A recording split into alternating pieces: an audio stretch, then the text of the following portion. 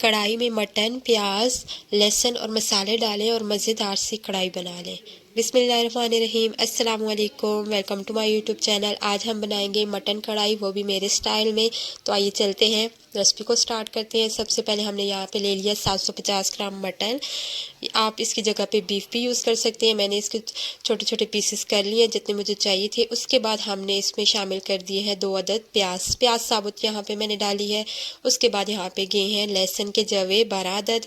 पानी डालेंगे, पानी ज़्यादा सा हमने शामिल करना है क्योंकि हम कढ़ाई में पका रहे हैं। अगर आप प्रेशर कुकर में पका रहे हैं तो उतना ही पानी यूज़ कीजिएगा जो कि पक के तो रिड्यूस हो जाए। उसके बाद गरम मसाले कुछ मैंने यहाँ पे डाले हैं, जिसमें 2 छोटे टुकड़े जो है दालचीनी के ऐड किए हैं, 2 बड़ी इलायची मैंने शामिल की है, बादियान के 2 फूल ऐड किए हैं, और लौंग हो आपके पास तो वो भी ऐड कीजिएगा। और थोड़ा सा मैंने यहाँ पे ज़ीरा और काली मिर्चें ऐड कर दी। अब ये सारी चीज़ें हमने ऐड करने के बाद इसमें शामिल कर दिए हैं टमाटर।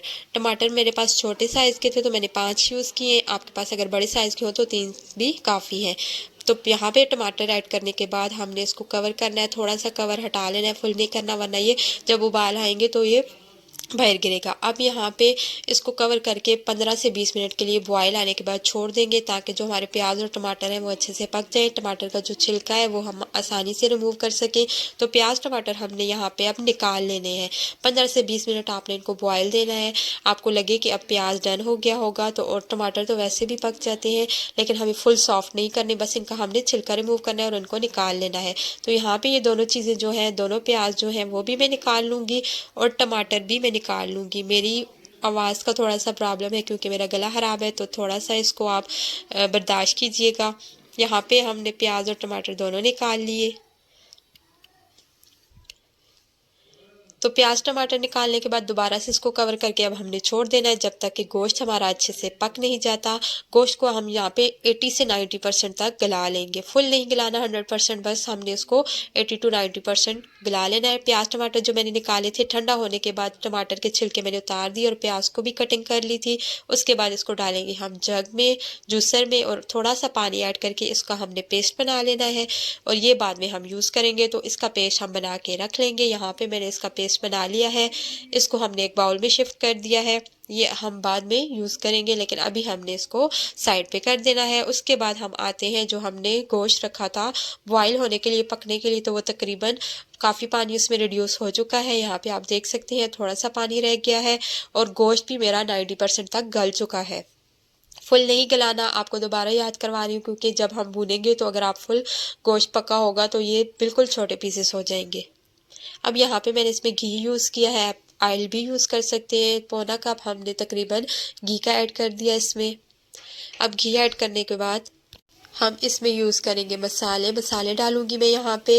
मसालों में जाएगा नमक। नमक मैंने पहले जब बॉयल हो रहा था तो उस वक्त भी थोड़ा सा ऐड किया था, तो इस वजह से यहाँ पे हम नमक को थोड़ा कम रखेंगे।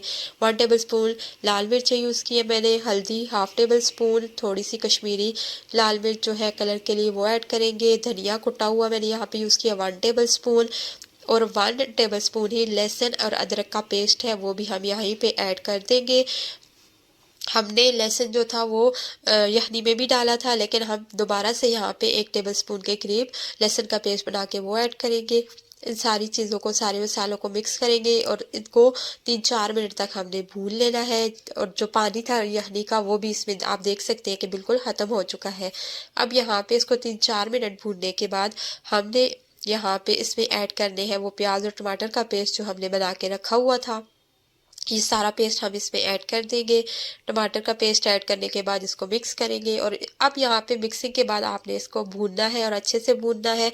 ये दूसरी कढ़ाई से थोड़ी सी डिफरेंट कढ़ाई होगी, आपको बिल्कुल उस तरह की ग्रेवी नहीं मिलेगी जिस तरह से हम दूसरी कढ़ाई में मटन की आमतौर पे जो हम कढ़ाई बनाते हैं तो उस तरह से हम बनाते हैं, उस तरह की ग्रेवी नहीं होगी। इसकी ग्रेवी थोड़ी थिक होगी। अब यहाँ पे 15 से 20 मिनट तक अच्छे से हमने इसको भूना है। उसके बाद मैं इसमें शामिल कर रही हूँ दही फेंट के ऐड करूँगी मैं, और 1/2 कप मैंने यहाँ पे दही लिया है। दही ऐड किया, दही को भी ऐड करने के बाद मिक्स करने के बाद इसको 4-5 मिनट तक हमने पका लेना है ताकि दही का जो पानी है वो रिड्यूस हो जाए, वो ख़त्म हो जाए। और हमारा जो गोश्त है जो हमने 10% तक छोड़ा हुआ था, 20 से 10% तक, इतना ही आपने इसको छोड़ना था। तो यहाँ पे वो भी इतने भूनने में वो भी गल जाएगा। दही का पानी जैसे ही ख़त्म होगा, हरी मिर्चें हम इसमें यहाँ पे शामिल करेंगे। क्योंकि हमारा जो कढ़ाई है वो डन हो चुकी है। गरम मसाला मैंने पहले नहीं डाला था, वो मैंने यहाँ पे इस स्टेज पे डाला है। उसके बाद थोड़ा सा हरा धनिया इसके ऊपर डालेंगे ताकि इसकी लुक अच्छी सी आ जाए। फ्लेम को ऑफ कर देंगे, 2 मिनट तक कवर करके छोड़ देंगे। उसके बाद हमारी मटन कढ़ाई बहुत ज़बरदस्त सी तैयार हो चुकी है। आप देख सकते हैं इसकी लुक बहुत अच्छी है और इसका टेस्ट भी बहुत अच्छा होगा।